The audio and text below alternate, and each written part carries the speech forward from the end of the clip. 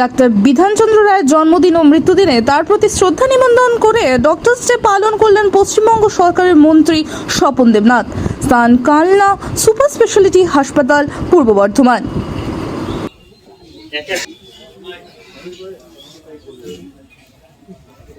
এখানে উপস্থিত সবথেকে সিনিয়র মোস্ট ডক্টর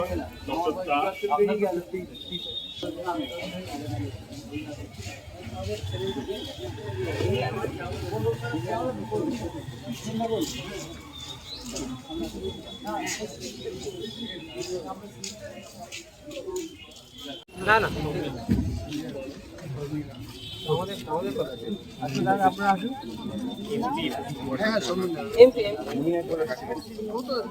সব বন্ধুরা আছেন, হাসপাতালে যারা নার্সিং স্টাফ আছেন, সকলে এখানে উপস্থিত হন। আমাদের আজকে সকলের সঙ্গে আমাদের কালনা মহকুমা শাসক এবং আগরওয়ালি যেগুলো এখানে উপস্থিত আছেন, আপনারা আছেন। আমরা সকল ডক্টর বিধান রায় আর ডক্টর যে হিসেবে যারা চিকিৎসক আছে তাদের প্রতি আমার শুভেচ্ছা নেই, আপনাদের প্রতি শুভেচ্ছা নেই। সকালবেলায় অনেক ডক্টর দেখা করি,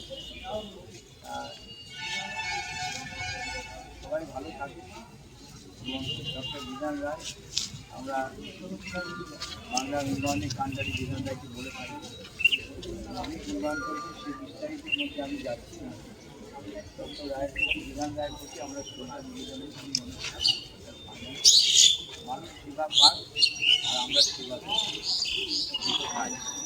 আমি বিশ্বাস করি যে একজন চিকিৎসক কিংবা একজন নার্সিং স্টাফ কখনই হাসপাতালে ভর্তিগত পেশেন্টদের অবহেলা করে। মানুষ অনেক সময় বলে কিন্তু মনে প্রাণে কোনো চিকিৎসক চান না যে পেশেন্টকে দেখছে তার রোগ ভালো করাই তার টার্গেট।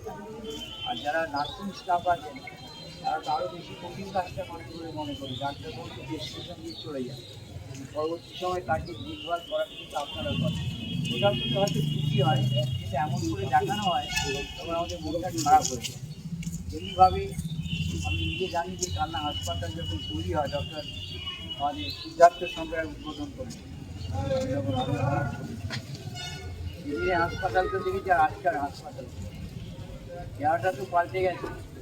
অতএব মানুষ পরিষেবাটা যদি পায় সেটা আপনারা নজর রাখবেন, আমরাও রাখবেন। বিধান রায়ের প্রতি মারা দিয়ে তার প্রতি শ্রদ্ধা নিবেদন নয়, তার যে উদ্দেশ্য ছিল একদিকে বাংলার উন্নয়ন, একদিকে মানুষের স্বাস্থ্যের পরিষেবার উন্নয়ন। আর তিনি তো নারীদের চিকিৎসা করতে আমাদের আর কি বলতে পারেন, বড় চিকিৎসা প্রশাসক হিসেবেও তিনি অত্যন্ত সুনামের সঙ্গে কাজ করেছেন। বলতে বিধানে আমরা যা ইতিহাস করি, যারা রাজনীতির লোক, এবং ডক্টর বিধান রায়কে জওহরলাল নেহরুর মধ্যে জড়িয়ে করে চলছে, এটাও খুব মানে মানে না না আপনারা আসুন।